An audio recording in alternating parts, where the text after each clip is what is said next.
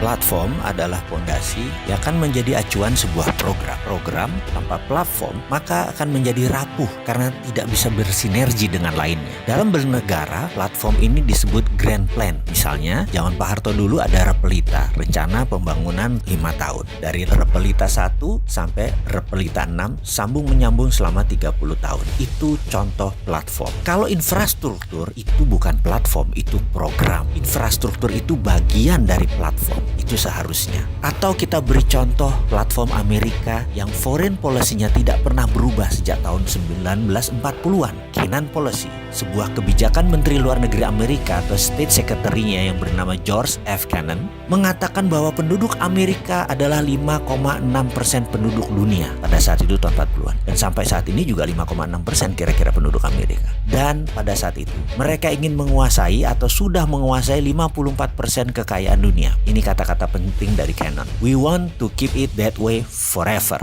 Hingga saat ini, sudah 70 tahun lebih kebijakan Amerika tersebut tidak pernah diubah. Secara perhitungan ekonomi, GDP Amerika saat ini menguasai 27% kekayaan dunia. Namun dari sisi swasta, kaum kapitalis Amerika, 40% kekayaan dunia dipegang mereka. Jadi kalau dijumlahkan swasta dan negaranya, GNP-nya, 54% kekayaan dunia saat ini masih dipegang Amerika. Itu adalah platform bernegara Amerika. Program infrastruktur Amerika dari 1940 sampai 1961, program satelit dan internet tahun 69 sampai 79, program manufaktur kimia, program obat-obatan farmasi, program penguasaan militer dunia, program IT, digital teknologi, program kendali pangan, dan program kendali energi adalah program-program yang Amerika jalankan untuk menunjang platform bernegara mereka. Satu, yaitu mereka ingin memegang mayoritas kekayaan dunia. World wealth 54% dikuasai dunia dan harus tetap dikuasai, dan itulah kebijakan mereka bermuara dari sana sampai saat ini. Kuncinya ada kata-kata we want to keep it that way forever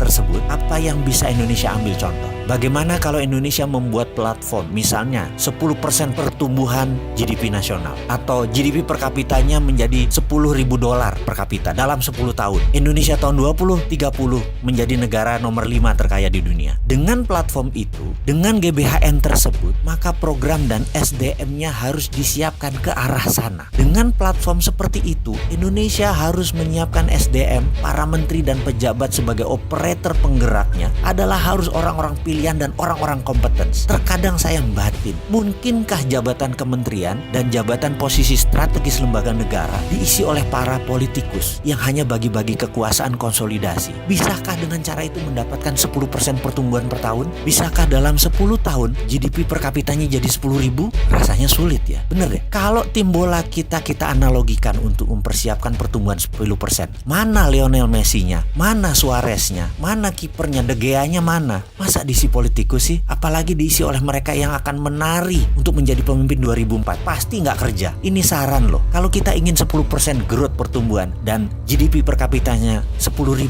ya harus ahlinya yang dipasang agar kita bisa menjadi negara berdaulat lebih cepat. Selamat berjuang manusia terbaik Indonesia. Salam NKRI garis lurus.